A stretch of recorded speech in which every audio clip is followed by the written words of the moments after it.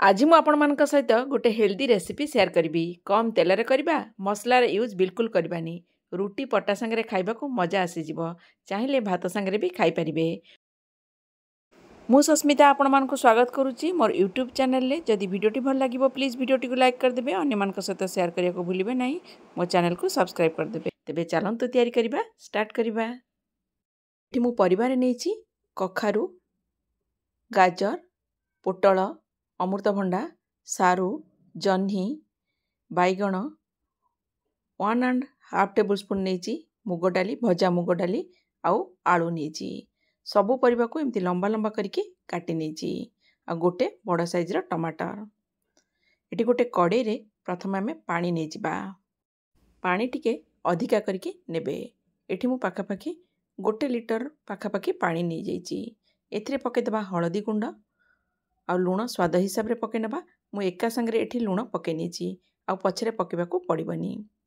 1.5 table spoon नीची भजा मुग डाली भल भाबरे धोई देइची। मुग डाली को पानी रे पके नबा आ पानी टाको फुटिबा को छाड़ी दबा।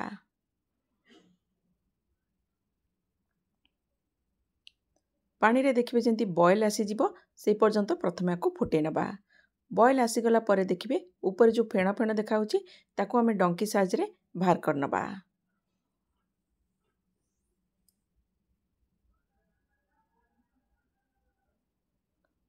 देखंतु सबको एमती बाहर कर नेली।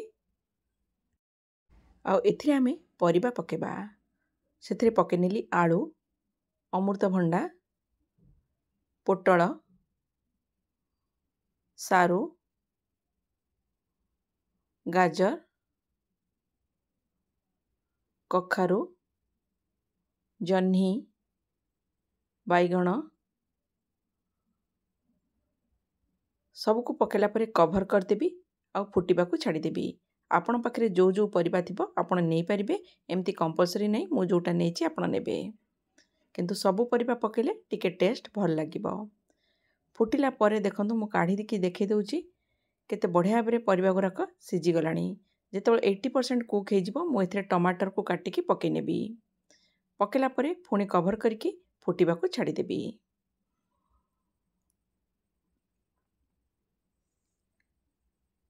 कभर काढ़ी देखंतु परिबा सबु पाखापाखी सिझी जाइछि 90% कुक हे गलानी।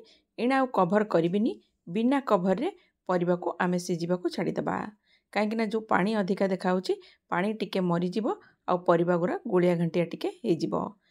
एना मु कभर करिनी बिना कभर रे पाखापाखी 2 रु 3 मिनिट पई फुटिबा को छाड़ी दउछि। देखंतु 2 रु 3 मिनिट परे देखंतु पानी टिके मरी जाइछि एकदम ग्रेवी ठीक अच्छी आ बेसी पानी रहिले भी भल लागिबनी।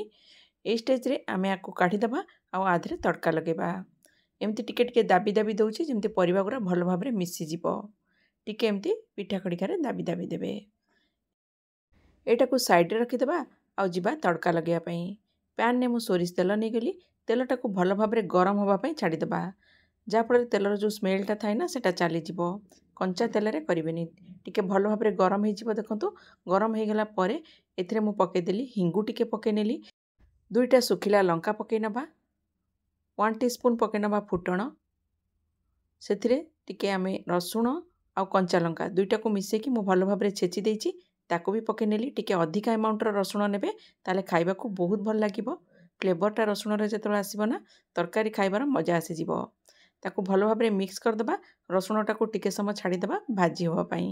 टिके हल्का हल्का गोल्डन ब्राउन हे जिवो सेई पर्यंत भाजीबा। आ एटा को नेकी आमे पके नबा तरकारी धेरे। बढ़िया भाबरे हे गलानी देखंतु एना तरकारी धेरे पके नउची। तरकारी धेरे पकेला परे आमे पैन टा को नेकी तरकारी टिके पकेकी भल भाबरे ता धेरे पकेकी से पैन रे पके नबा। जा साइड साइड रे जो तड़काटा लागिछि ता धेरे पके नबा। एटा को एना कभर कर देबी। कभर करके पाखापाखी 1 मिनिट तक फुटिबा को छाड़ी देबी। 1 मिनिट तक फुटिला परे देखंतु काढ़ी देखौछि केते बढ़िया भाबरे तरकारी हेछि। फ्लेवर पूरा एते बढ़िया आसीबो ना थरे रोटी किंबा परोटा संगे खाइकी देखंतु मजा आसी जिवो। एथिरे पके दबा काटिकी रखिथिबा धनिया पत्र पके नउछि और तरकारी को टिके टिके एमती दाबी दाबी दउछि जेमती तरकारीटा झोल संगे टिके मिसी जिवो और ग्रेवीटा भी टिके थिक हे जिवो। एमती दाबी दाबी दबा। उपरे काटिकी रखिथिबा धनिया पत्र टिके पके नबा ଆଉ ଲଙ୍କା ଜିରା ଗୁଣ୍ଡ ଟିକେ ବି ପକେଇ ନେବା, ଯାହାଫଳରେ ଖାଇବାର ମଜା ଆହୁରି ଆସିଯିବ।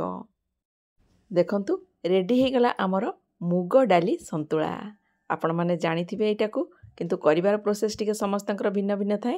ରୁଟି ସାଙ୍ଗରେ ଆକୁ ଗରମ ଗରମ ଖାଇବେ ନା, ଖାଇବାର ମଜା ଆସିଯିବ। ପଟା ସାଙ୍ଗରେ ବି ଖାଇଲେ ବହୁତ ଟେଷ୍ଟ ଲାଗିବ। ତେବେ ଚାଲନ୍ତୁ ଗରମ ଗରମ ଆକୁ ସର୍ଭ କରିବା। ତେବେ ଆଜିର ଭିଡ଼ିଓଟି ଆପଣମାନଙ୍କୁ କେମିତି ଲାଗିଲା? ଯଦି ଭଲ ଲାଗିଲା ପ୍ଲିଜ୍ ଭିଡ଼ିଓଟିକୁ ଲାଇକ୍ କରିଦେବେ, ଅନ୍ୟମାନଙ୍କ ସହିତ ସେୟାର କରିବାକୁ ଭୁଲିବେ ନାହିଁ। ତେବେ ରହୁଛି, ପୁଣି ଦେଖା ହେବ ଗୋଟେ ନୂଆ ଭିଡ଼ିଓରେ। ଜୟ ଜଗନ୍ନାଥ।